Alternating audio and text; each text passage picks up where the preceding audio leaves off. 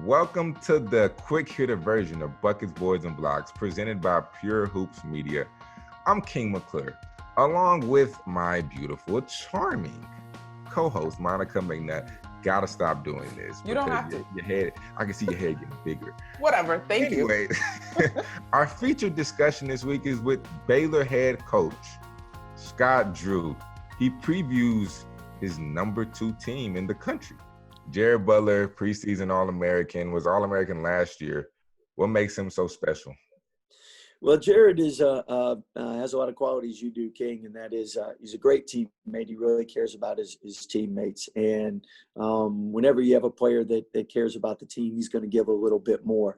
Offensively, he can score in bunches, but at the same time, he can really pass the ball. He's very tough to keep in front of him, in front of you. And because of that, the penetration he gets creates opportunities for his teammates. Defensively, he's improved, and I know that's an area that every day going against our guards in practice, you have to be on point or you get embarrassed. So iron sharpens iron, and that's a good thing there.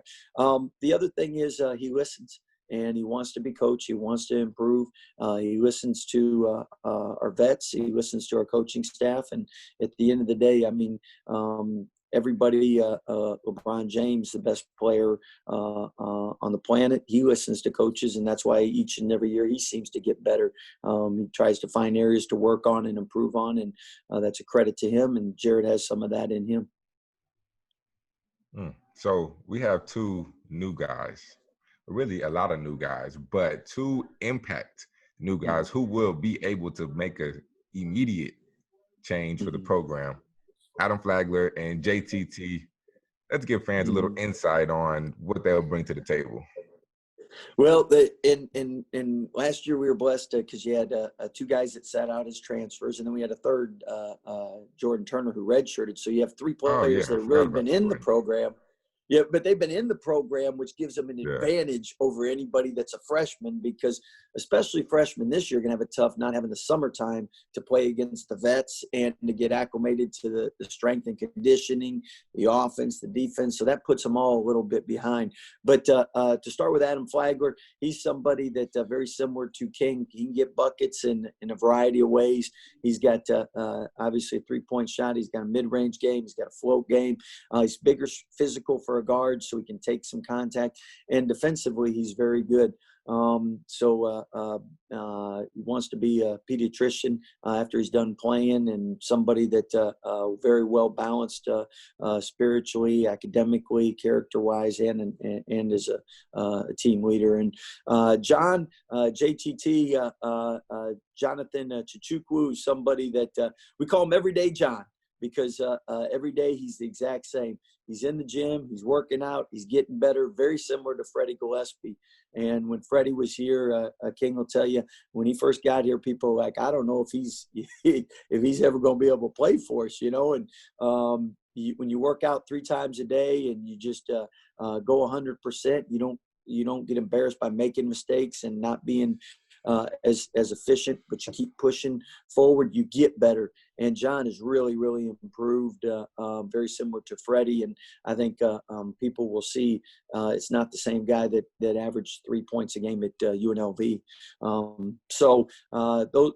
Those 2 guys have been at college programs before and transferred in. Jordan redshirted, and he's somebody skilled who can shoot the 3, put it down, and those wings that they can guard 1 through 4, they're very valuable in college and in the NBA. And all 3 of them outstanding young men, and really excited to coach them this year.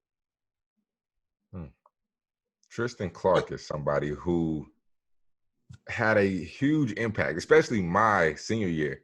He came out killing, got hurt last year, kind of sort of struggled a little bit to get back into the groove of things.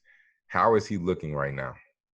Well, Tristan has really done a great job in losing weight, and that's so important coming off a knee injury. From the standpoint, the lighter you are, the less wear and tear and pressure you're putting on the knee. And he's at 235 or so, and he hadn't been that small since he was in high school, or that thin since he was in high school. So it's a young Tristan Clark right now, but excited to see what he's able to do this year. And as you know, King, I mean, it's really hard when you're somebody that was, I mean, before his injury was not only an all-league player, somebody possibly an NBA draft pick, to all of a sudden kind of starting at scratch again.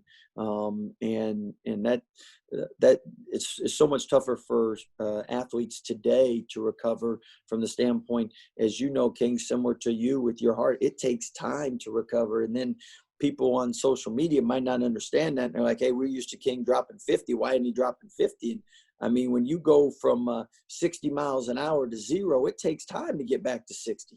And I mean, same thing with Tristan. It's taken time for him to recover, and hopefully he's able to have a great year. If you'd like to hear more from Baylor head coach Scott Drew, make sure you check out the full version of Buckets, Boards, and Blocks. And trust me, there's more that you want to hear, especially an amazing story of my inspirational co-host, King McClure, and what he's meant to so many people who follow Baylor basketball. Check out the full version of Buckets, Boards, and Blocks from Pure Hoops Media.